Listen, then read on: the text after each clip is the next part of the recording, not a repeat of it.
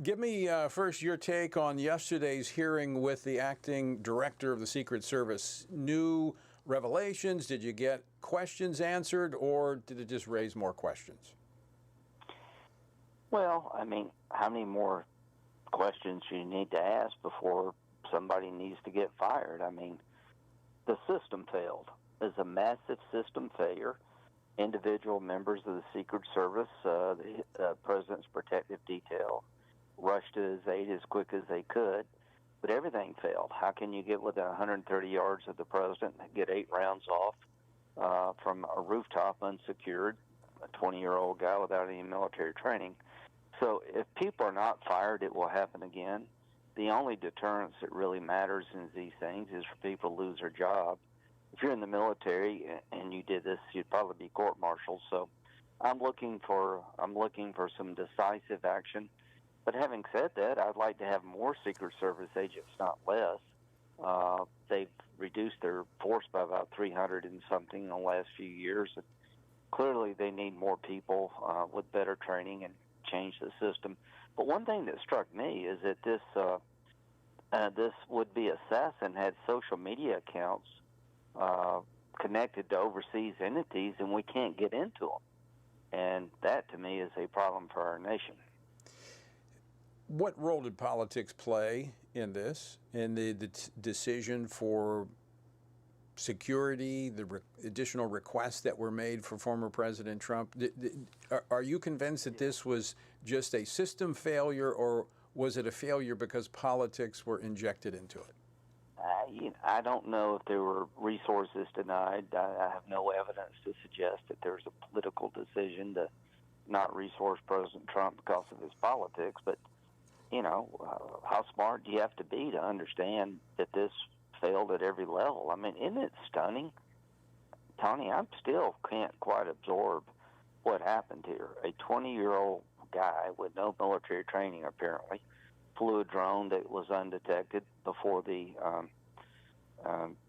before the event. People saw him up on the roof, and he got 8 shots off. I mean, it's stunning that the level of the system failure. And if people don't lose their job over this, what would get you fired in the Secret Service? Well, I think you're going to have definitive action, because already, the conspiracy theories are churning.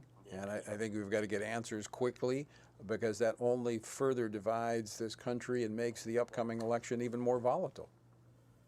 I couldn't agree with you more. But the point I do want to reinforce here is that this guy was on social media, and I don't know who he was talking to, but they're encrypted apps, and they apparently have some connection overseas.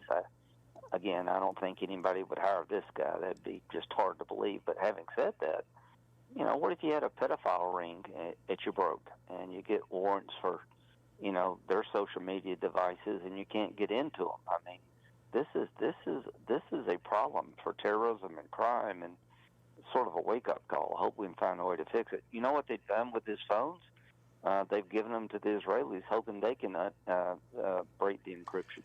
Well, that's a great transition to my next topic that I want to discuss with you, Senator Graham, and that is Israel. Iran has vowed a response to the killing of a Hamas leader in Tehran. We also have the elimination of a Hezbollah leader in Lebanon. Are we on the verge of a much wider conflict in the region? If we don't change our policy, yes. And here's what Israel did. They killed a man in Lebanon who had a $5 million bounty on his head because he was involved in the Beirut bombing back in the 80s, killing Marines. So he's been a known terrorist for decades. $5 million bounty on his head by the United States. A high-up Hezbollah guy, and they killed him in Lebanon.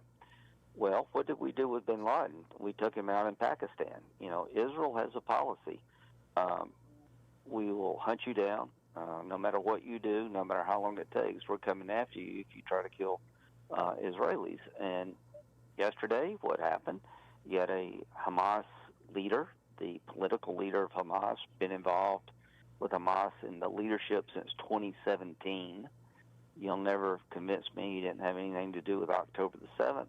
He was taken out in Iran, where he was paying homage to the new Iranian president, who was being sworn in their parliament, their version of parliament. And during the swearing in, they were chanting death to Israel, death to America. So he was up in Tehran paying homage, and I don't know if Israel took him out. Something happened to him. Let's just say this. I put a bill in today that says if Hezbollah attacks Israel, it should be considered an attack by Iran against Israel. I'm tired to play this charade. When Hezbollah attacks Israel, Hamas attacks Israel, that's Iran attacking Israel. So I would urge Israel to go after Iran if Hezbollah responds here, take down their oil refineries. I would urge the American government to get behind Israel, defend themselves against Iran. That's what I would urge. Senator, I want to play a clip from last week's speech by Prime Minister Benjamin Netanyahu. You were in the chamber. I was sitting not far back from where you were. Play clip number 2, please. And one more thing.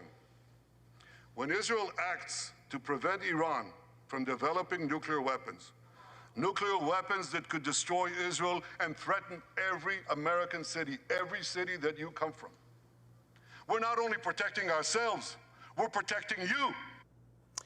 Senator, he didn't say if, he said when. Okay, so I did 2 things today. I'm trying to avoid having the war escalate, and there's only one way to achieve that goal.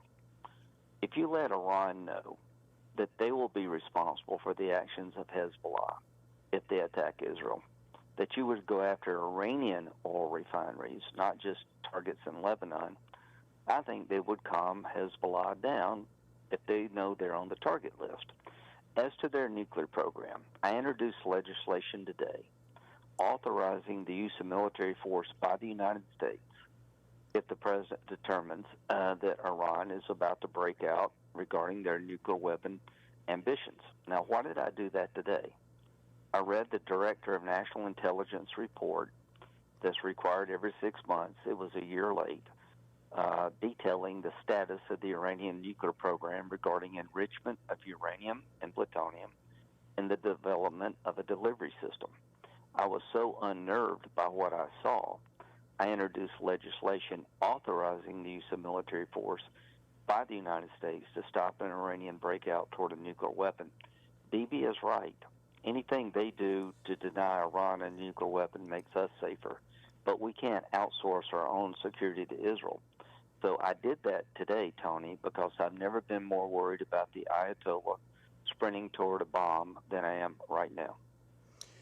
When you look back to April, when there was a direct attack by Iran on Israel, we've kind of crossed that threshold where it's not just proxies anymore.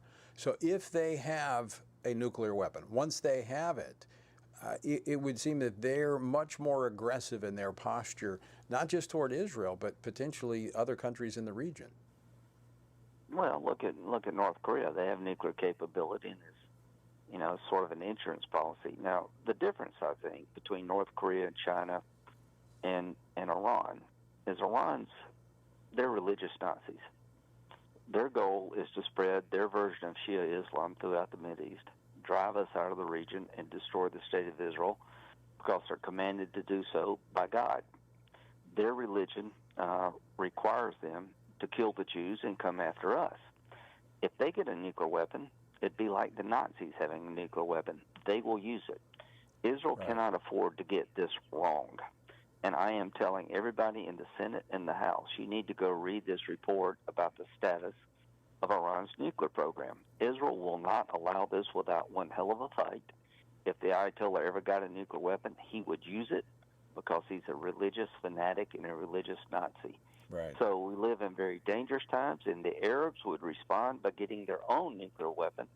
Then you're on the road to Armageddon. So we need to make sure that we stand with Israel, and we also protect ourselves. Not only was Bibi right saying that going after their nuclear program in Iran would make us safer, we should put it on our list of things to do as well.